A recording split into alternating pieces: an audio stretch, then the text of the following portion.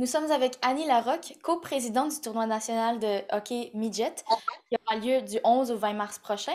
Donc, ce tournoi de hockey devait d'abord être annulé, mais quand avez-vous appris qu'il serait possible de le mettre en place? En fait, nous, on s'était donné comme vraiment là, date limite le 31 janvier. Donc, le 31 janvier, on s'est rencontrés, les membres du CA, la gang. Et à ce stade-là, on ne pouvait même pas encore pratiquer notre sport. Donc, on a dit, bon, ben, guys, on doit s'avouer qu'il faut tirer la plug cette année, comme on dit. Donc, on a pris cette décision-là. Mais les jours, la semaine qui ont suivi, il y a eu beaucoup de déconfinement qui s'est produit. Là, on a tout de suite, on a eu droit, là, pas longtemps après, à recommencer les pratiques. Là, on avait entendu entre les branches que les parties commenceraient. Les parties ont recommencé, puis ils ont tout de suite annoncé une date future pour les compétitions et les tournois. Donc, c'était quand ils ont commencé à parler de cette date-là qu'on a eu un appel conférence et qu'on s'est posé la question. Puis comment s'est déroulée la préparation de cet événement en si peu de temps? C'est incroyable. T'sais, on prend 4 mois à organiser les tournois habituellement. On va le faire en 20 jours. On avait moins de 3 semaines quand on a eu le hockey. Parce que de là, qu'on prend la décision, on veut aller de l'avant, mais ça prend des approbations avant de dire, de concrétiser, puis vraiment embrayer dans l'engrenage. Donc, c'est challenging, mais euh, en fait, je suis coprésidente avec Stéphanie Germain. Stéphanie, c'est une collègue exceptionnelle. Je ne sais pas comment elle a fait. Stéphanie, elle a accouché, ça fait 3 semaines.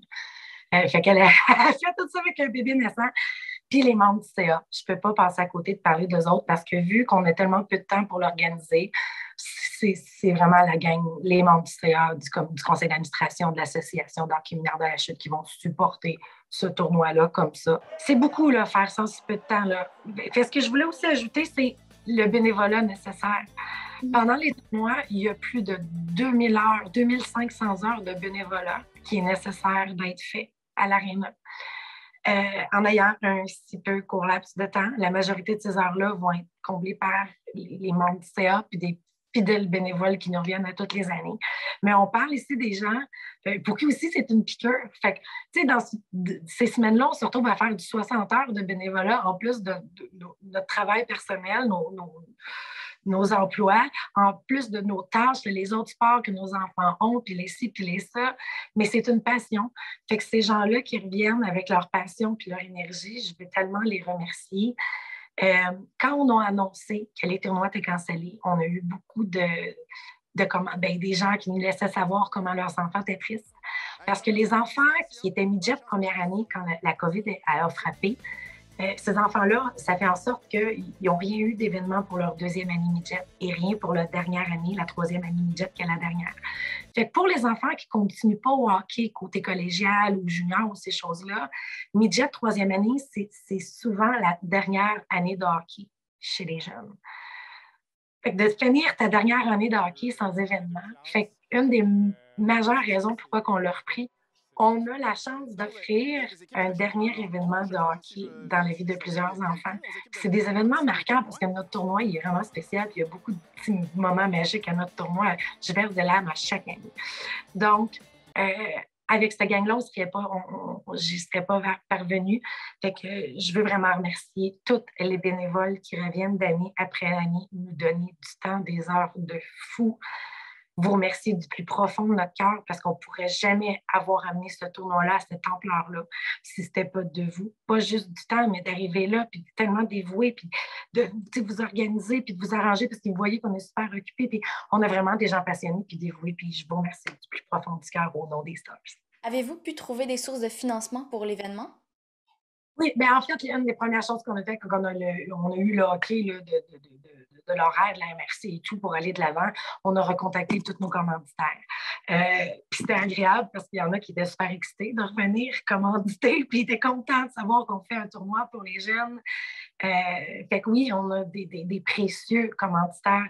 Je ne vais pas les nommer parce que je n'ai pas une liste, puis je ne veux pas en oublier. Euh, c'est incroyable. On ne pourrait pas y arriver sans eux. Juste la nourriture, on doit fournir 12 journées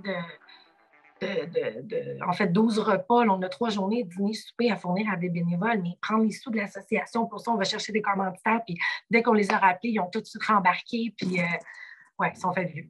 Est-ce que vous pouvez me parler juste un petit peu plus comment ça va se dérouler cette année, s'il y a des nouveautés? En fait, moi, j'ai embarqué dans l'organisation du tournoi en 2018 avec un tout nouveau comité. C'est là qu'on a décidé de renouveler un petit peu le tournoi. On lui a donné un nouveau logo. Ensuite, on a fait faire des grosses talles d'étoiles pour les photos, ces choses-là. Puis c'est là aussi qu'on a commencé à faire les fameuses chambres de champions, les anniversaires des joueurs, les décorations, on décore les deux arénas, les collations, les oranges, on fait tellement de trucs. Et ce qui fait beaucoup jaser depuis plusieurs années, c'est les fameuses limousines. Les matchs ouverture, le match, les finales sont incroyables. Là. Les finales, c'est wow. Mais les limousines. Donc, au tournoi de la chute, toutes les équipes qui gagnent le tournoi s'en vont dans leur chambre célébrer et tout. Ensuite, ils se dirigent à l'extérieur. Il y a 2 limousines qui les attendent. Les équipes embarquent dans les limos. Ils font un tour de ville de la chute et ensuite, ils s'en vont au Top Shot. Et Top Shot commandite en totalité le souper, le repas des champions. Donc, ces enfants-là, ils arrivent, ils ont un menu des champions qu'ils choisissent et ils mangent gratuitement au Top Shot. C'est magique de voir ça, vraiment. Est-ce qu'il va y avoir des mesures sanitaires en place pendant le tournoi? En fait, nous, on va y aller avec vraiment ce qui est régi gouvernementalement. Je ne vous cacherai pas qu'on était aussi un peu content d'apprendre qu'à partir du 14 mars, on n'aura plus besoin de demander le passeport vaccinal. Nous, c'est sûr quelque chose qu'on fait à l'aréna, c'est rendu quelque chose, une pratique courante, mais le fait en tournoi, là, on a tellement de va-et-vient, il y a tellement des grosses vagues de gens d'arriver à l'aréna. Le fait qu'il n'y ait plus ça, je pense que ça va diminuer la circulation, pas l'arrêt de circulation là, à l'entrée de l'aréna. Donc, pour nous, tu sais, moi, je pense toujours aux satisfactions du client. Tous ceux qui viennent dans notre tournoi, c'est comme des clients. Puis moi, tout ce qu'on fait, les petites choses qu'on fait pendant le tournoi, c'est pour les satisfaire. Puis quand tu arrives à quelque part, puis tu attends 15 minutes, parce qu'il y a beaucoup de gens qui arrivent avant une partie de hockey là, durant les tournois. Là. C'est une arrivée massive de gens. Là. Donc, le fait qu'ils n'attendent pas 15-20 minutes pour faire scanner leur passeport vaccinal, ben, je trouve que c'est d'offrir un meilleur service. Donc, on est content de ça. Où est-ce qu'on peut trouver plus d'informations sur le tournoi? Toujours sur notre site Internet, Association de hockey mineur de la chute. Aussi notre groupe Facebook. Les tournois ont des groupes Facebook. On aime bien ça aussi quand les gens prennent des photos, nous partagent ça sur le groupe. On essaie de tenir ça pas mal actif là, pendant le tournoi. Et j'aimerais aussi en profiter pour inviter la population de la chute à venir encourager nos stars. C'est toujours le fun, surtout après les 2 années qu'on a eues avec la pandémie, de pouvoir remplir notre aréna puis la faire vivre, puis la faire vibrer. Donc, venez-vous-en en grand nombre, c'est gratuit. Je vous invite aussi à venir en haut, dans la salle, en haut de l'aréna de la chute, le lounge des stars. On fait un beau lounge à chaque année, on les décore. On peut se procurer quelques petites choses. Il y a aussi des belles pancartes au mur avec des historiques, les historiques de notre tournoi aussi, toujours venir le fun de lire ça.